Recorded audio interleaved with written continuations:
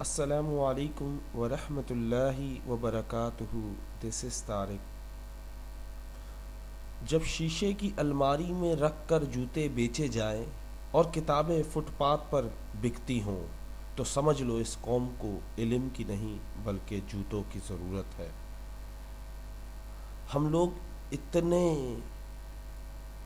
اور ایسے بے شرم ہو گئے ہیں کہ ہم علم کو ردی میں پھینکتے ہیں، روڈوں پہ بچھا دیتے ہیں.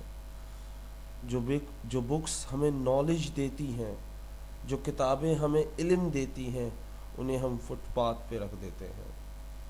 اور جو پیروں میں پہننے والی چیزیں ہیں اسے ہم شو پیس میں سجا کے رکھتے ہیں.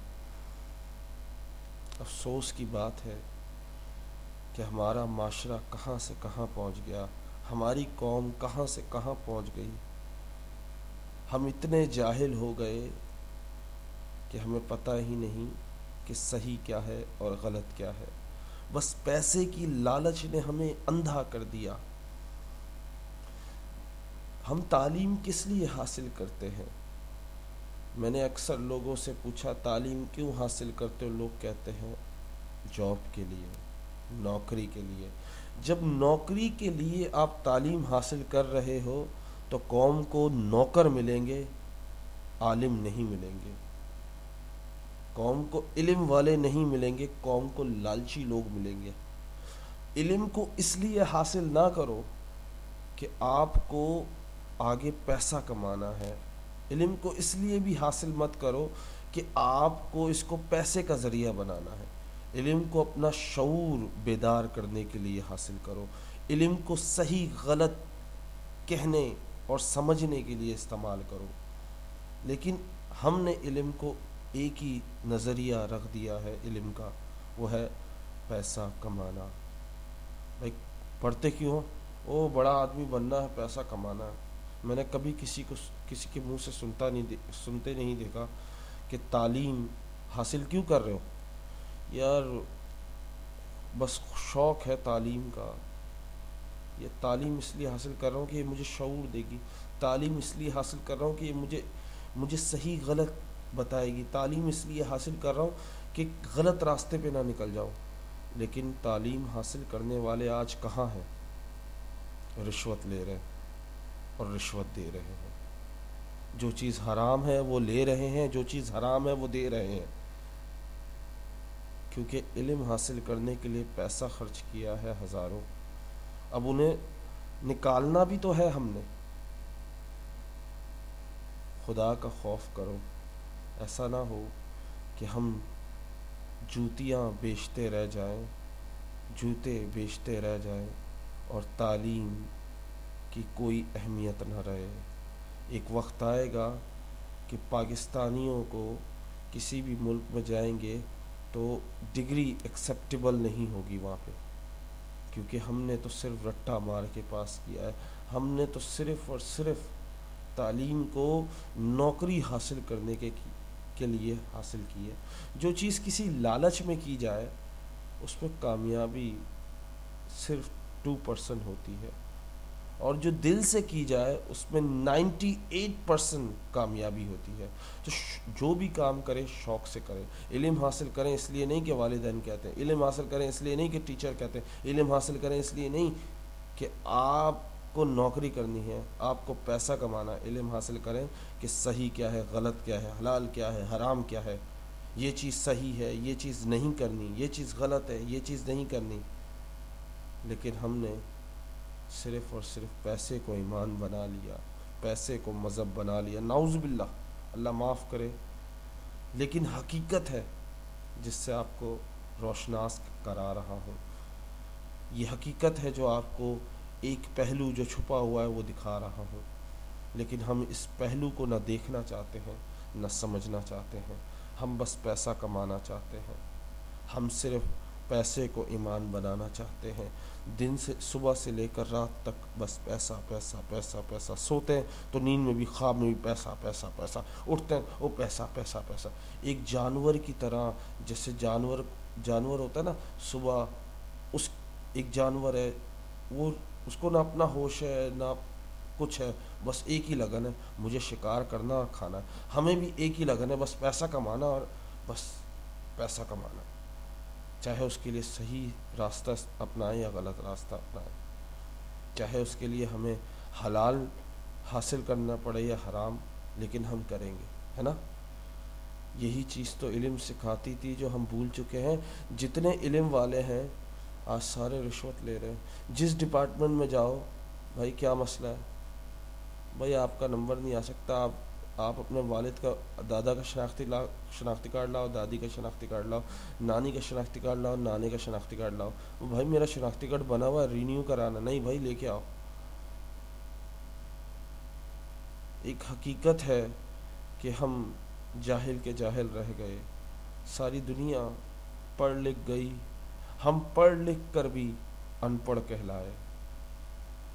ہم لوگوں کو لوگ ابھی نہیں تو آنے والے وقت میں کہیں گے پڑھے لکھے جاہل.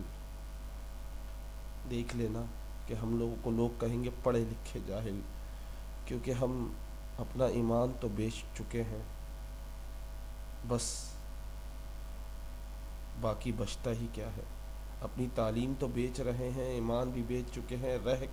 رہ گیا تو صرف ایک بات رہ گئی، خود کو بیچنا. ایمان کو بیچ دیا، سب کچھ بیچ دیا. حرام کو حلال تسلیم کر لیا اور حلال کو حرام تسلیم کر لیا. جھوٹ کو سچ مان لیا اور سچ کا جھوٹ مان لیا. لیکچر کسی کو بھی اچھا نہیں لگتا، اچھی باتیں کوئی نہیں سننا چاہتا. اگر کوئی سننا چاہتا تو یہ باتیں سننا چاہتا، اگر اس میسج کو 10 لوگوں تک نہیں پہنچایا تو آپ کے پاس مصیبت آئے گی. یہ تعلیم کی کمی ہے، علم کی کمی ہے کہ آپ نبی کریم صلی اللہ علیہ وسلم کے نام پر شرط لگا رہے ہو. نبی کریم صلی اللہ علیہ وسلم کا نام استعمال کر رہے ہو اور ایسے میسج کے لیے کہ جو نہیں بڑھائے گا تو اس پہ عذاب نازل ہوگا، نعوذ باللہ، اس کو تکلیف پہنچے گی. آپ کون ہوتے ہیں تکلیف دینے والے یا بتانے والے؟ آپ کو اللہ نے کوئی معجزہ دیا ہے؟ نعوذ باللہ. ہم لوگ خود ہی ڈیسائیڈ کر لیتے ہیں کہ ہم یہ بندہ غلط ہے، یہ بندہ صحیح ہے. ایک بات بتائیں، صحیح اور غلط کا فیصلہ کون کرے گا، ہم یا اللہ؟ ہمارے ایمان صحیح ہے غلط ہے یہ کون فیصلہ کرے گا، ہم یا اللہ؟ ہم جو کر رہے ہیں وہ صحیح ہے غلط ہے یہ تو ہمیں پتہ ہے نا. لیکن آنکھیں بند نہیں ہیں پھر بھی اندھے ہیں ہم. سب کچھ نظر آتا ہے پھر بھی ہم نے سچ کو تسلیم نہیں کرنا. کتنی دفعہ لوگوں کو بتایا ہے کہ ایسے میسیجز فارورڈ مت کرو جس میں ایسے میسیجز ہوں کہ 10 بندوں کو فارورڈ نہیں کیا تو مصیبت آئے گی.